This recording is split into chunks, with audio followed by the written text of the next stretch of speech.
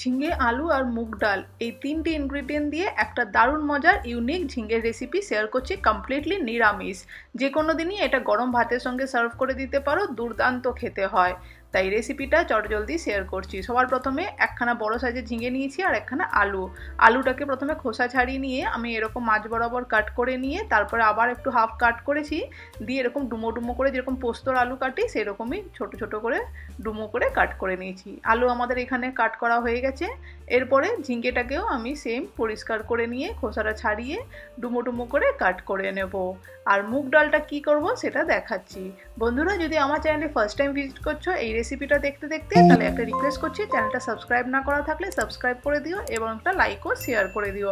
আর comment করতে ভুলো না কিন্তু, কে কোথা থেকে দেখছো আর কেমন লাগছে এরকম রেসিপি।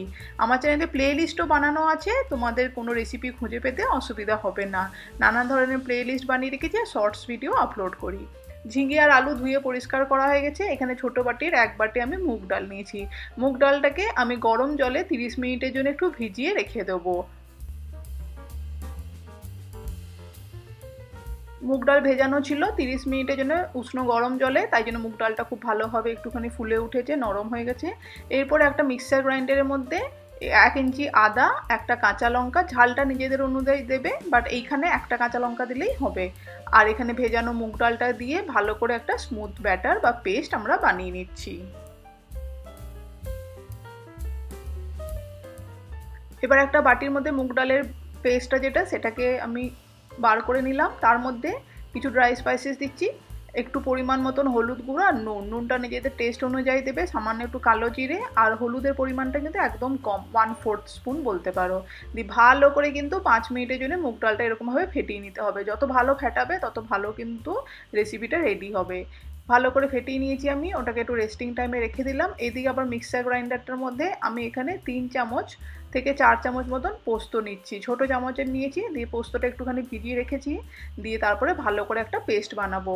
পোস্তটা এখন ভিজছে, ততক্ষণে রেসিপিটা স্টার্ট করে দিচ্ছি। কড়াই গরম করতে বসিয়ে বেশ খানিকটা সাদা তেল দিয়ে দিলাম। তেলটা ভালো করে গরম হতে ফেটিয়ে রাখা মুগ ডালটাকে একটু বড়ার আকারে এরকম করে গরম তেলে দিয়ে দিচ্ছি। মিডিয়াম ফ্লেমের মধ্যেই কিন্তু মুগ ডালটা এরকম বড়াগুলো ভেজে নিতে হবে।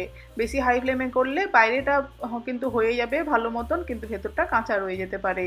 তাই খুব ভালোভাবে মিডিয়াম ফ্লেমে এরকম ভেজে নিতে হবে। আর মুগ ডালের বড়াটা কিন্তু এমনি এমনি গরম গরম খেতে দারুণ লাগে।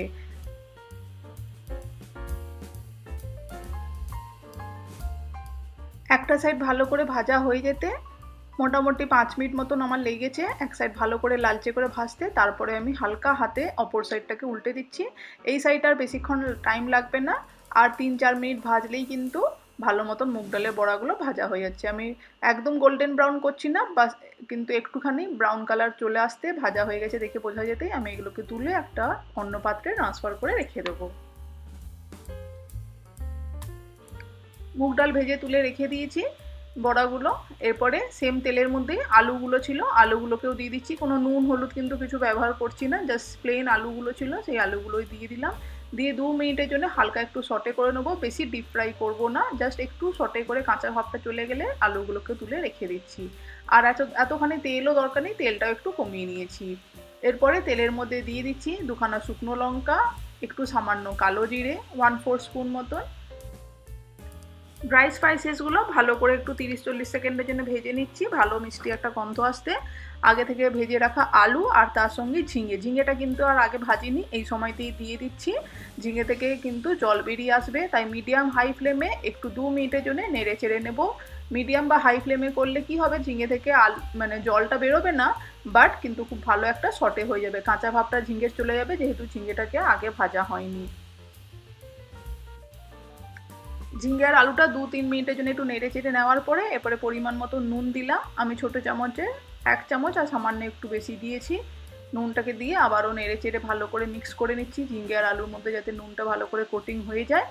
এরপরে বেটে রেখেছিলাম যে পোস্তটা, সেই পোস্তটা দিয়ে দেবো এখানে, আর সামান্য একটু জলও দিয়ে দিচ্ছি তার সঙ্গে। পুরো পোস্তটা কিন্তু ব্যবহার করার দরকার নেই, তোমাদের যতটা কোয়ান্টিটি দরকার সেই অনুযায়ী পোস্ত বাটাটা দিয়ে দেবে।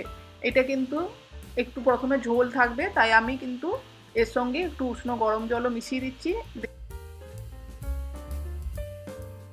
সময় আমি একটুখানি ঝালের জন্য কাঁচা লঙ্কা দিয়ে ভালো করে ঢাকা দিয়ে দিচ্ছি 5-7 মিনিটের জন্য। 5-7 মিনিট পরে ঝোলটা কিন্তু একটু কমে এসছে আর ঝিঙে আর আলুটাও মোটামুটি সেদ্ধ হয়ে এসছে। মিডিয়াম ফ্লেমে কষিয়ে নিচ্ছি ভালো করে। এই সময় গ্যাসের ফ্লেমটা অফ করে দেবো আর তার সঙ্গেই দিয়ে দেবো, দেখে নিতে হবে কিন্তু অবশ্যই ঝিঙে আর আলুটা সেদ্ধ হয়েছে কিনা। গ্রেভিটা যতটা দরকার সেই অনুযায়ী আমি গ্রেভি রেখেছি এখানে। এই সময় দিয়ে দিচ্ছি আমি এখানে আগে থেকে ভেজে রাখা মুগ ডালের বড়াগুলো। বড়াগুলো কিন্তু কমপ্লিটলি ঝোলটা শুকিয়ে দেবে, একদম সোক করে নেবে। বড়ার মধ্যে কিন্তু গ্রেভিটা একটু ঢুকতে হবে, সেই জন্যে আমি কিন্তু আর এটা ফোটাচ্ছি না, জাস্ট গ্যাসের ফ্লেমটা লো রেখে একটু ভালো করে মিক্স করে নিচ্ছি। এটা কিন্তু গরমেই 5 মিনিট একটু স্ট্যান্ডিং টাইমে রাখলে অলরেডি কিন্তু বড়াগুলো সমস্ত গ্রেভিটা সোক করে নেবে আর বড়ার মধ্যে কিন্তু গ্রেভিটার ফ্লেভারটাও ঢুকবে। তোমাদের যদি বেশি গ্রেভি দরকার তাহলে কিন্তু তোমরা আর একটু জলের পরিমাণটা প্রথমেই একটু বাড়িয়ে রাখবে।